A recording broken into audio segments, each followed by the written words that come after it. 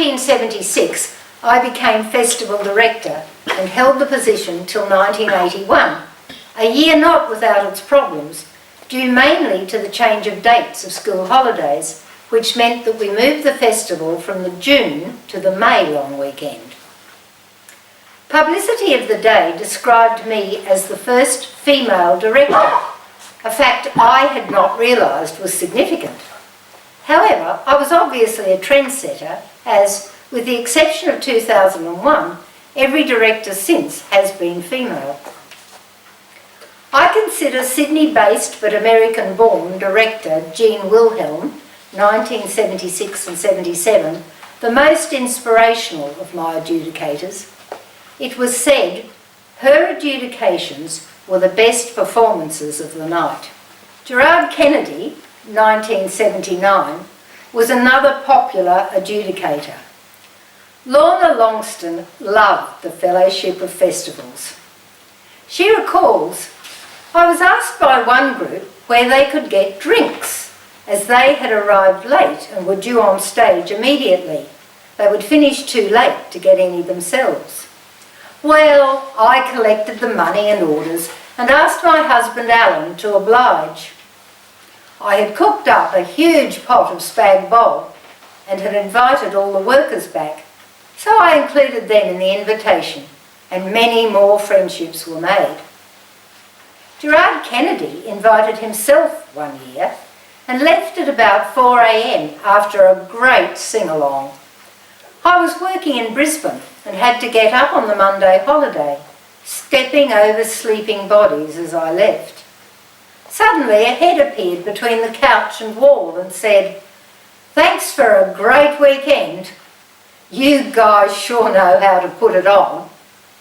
Then the head disappeared again.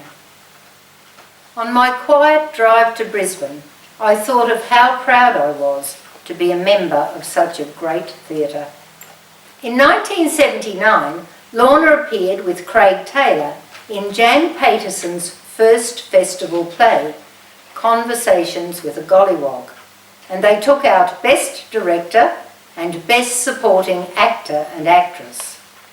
First prize that year went to Harlequin Theatre Wynnum for the memorable Fall Colour Job, and in the following year, Lorna won Best Actress in the equally memorable The Applebutt. Some plays really stand out in my memory. I remember Four Colour Job. I think I saw that a couple of times and I knew which one I liked better. But the one that really got to me was The Applebutt. And I remember Lorna up on that ladder like it was yesterday, talking to Jeff Burns, and it was just such a great play. And I don't even remember how old I was, but it was like it was yesterday. It was lots of fun. Well, it was a huge event in our household. Every year we got a new outfit. I remember that because it was a special event, especially the Sunday night. And the same people went every year, the same kids, and we grew up together. So every Sunday we'd take our pillows and our blankets, and this was in the 70s when it was up at the Ipswich Girls Grammar School. And we all used to lie out on our sheets and blankets up on the carpeted seats up the back. And we took our role very seriously. We were actually armchair critics, or so we thought. So every year we knew who we thought should win. And some years the adjudicator got it right, and we were pretty happy with that. Robin Flashman was a dominant producer for ILT in the 80s and 90s, starting with Mother Figure in 1982. Robin directed 14 festival productions over the next 25 years. My first foray into directing for festivals was in 1982 when I directed a play called Mother Figure by Alan Ayckbourn.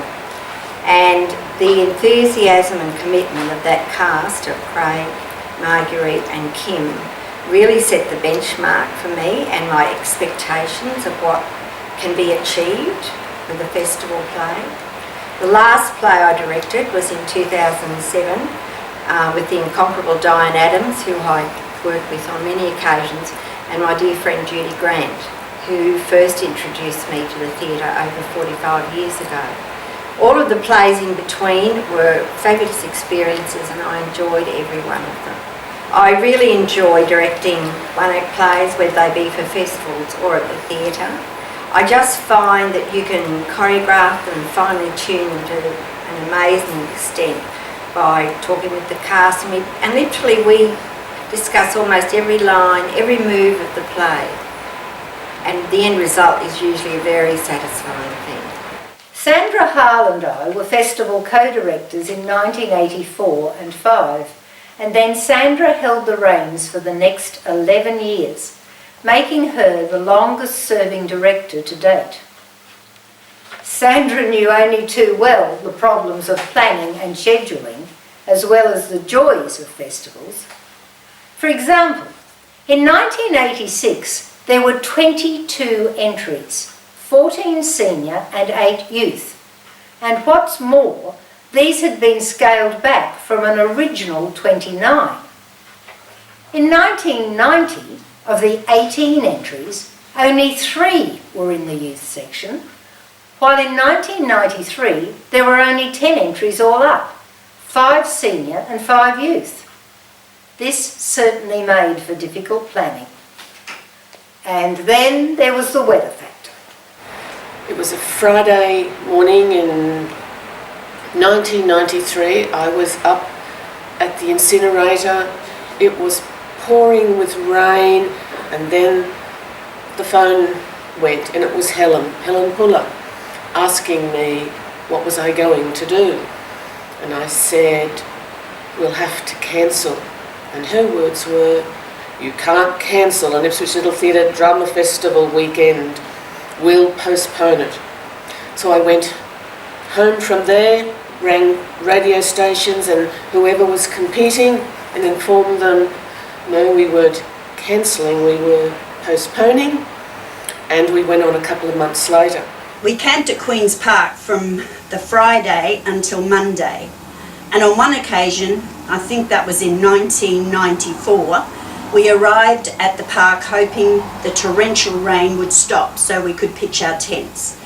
But eventually, wet, bedraggled and hungry, we arrived at Queen's Park Cafe, where Yvonne ushered us all into her home, our kids filling every corner of her lounge room.